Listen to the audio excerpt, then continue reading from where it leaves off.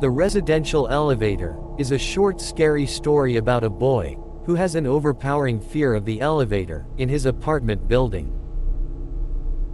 There was a young boy named Kenneth who lived with his parents.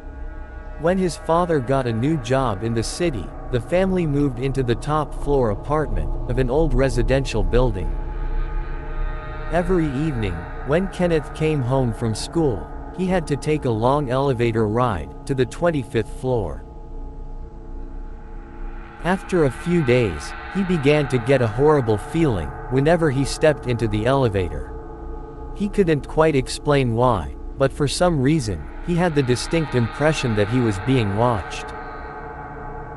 He also thought he could hear strange whispers and mutterings as the elevator ascended to the top floor. One evening, when he arrived home from school, he saw some other boys who lived in the same building.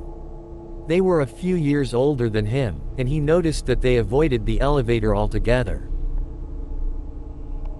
He caught up with them as they walked up the stairs. When he asked the boys why they weren't taking the elevator, they told him about some rumors that had been circulating among the kids who lived in the building. Apparently, all of the other children who lived there thought that the elevator was haunted. They said they heard disturbing shrieks and moans coming from the elevator shaft. They also told him about a kid who had gone missing in the residential building only a few months before he and his parents moved in.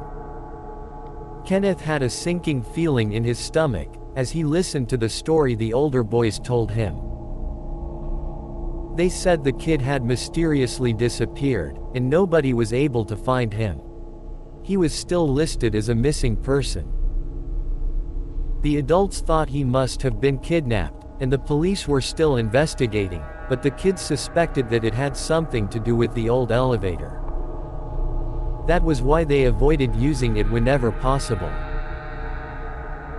When Kenneth reached the top of the stairs, he ran into his apartment and breathlessly told his mother about the unsettling stories the older boys had shared with him. She just laughed and dismissed them as the typical rumors and legends that kids and teenagers always like to use to scare each other. His mother said that there was no such thing as a haunted elevator, and it was childish to believe such outlandish tales. Still, Kenneth couldn't help being terrified of the old elevator. He took to using the stairs as much as possible, even though it was a very long climb, and it left him tired and out of breath. The only time he would use the elevator was when his mother or father were with him. He figured that nothing would happen to him, as long as one of his parents was there to protect him. One evening, Kenneth came home late, after football practice. He was deathly tired, and was really dreading having to climb the stairs. He walked into the lobby of the residential building, and breathed a sigh of relief when he saw his mother standing there, with her back to him, waiting for the elevator. The doors opened and she stepped inside. Kenneth jumped in after her. The elevator doors closed, and that's when he realized that the light wasn't working. They were in complete darkness. Kenneth broke out into a cold sweat. They started to go up. In the darkness, the frightened boy heard an eerie chuckling sound. He asked her mother if she could hear the sound, but there were no response. As the elevator ascended, the chuckling grew louder. It sounded like evil laughter. Shaking with fear, Kenneth told his mother that that's the sound he's talking about, but there was still no response. A chill ran down his spine.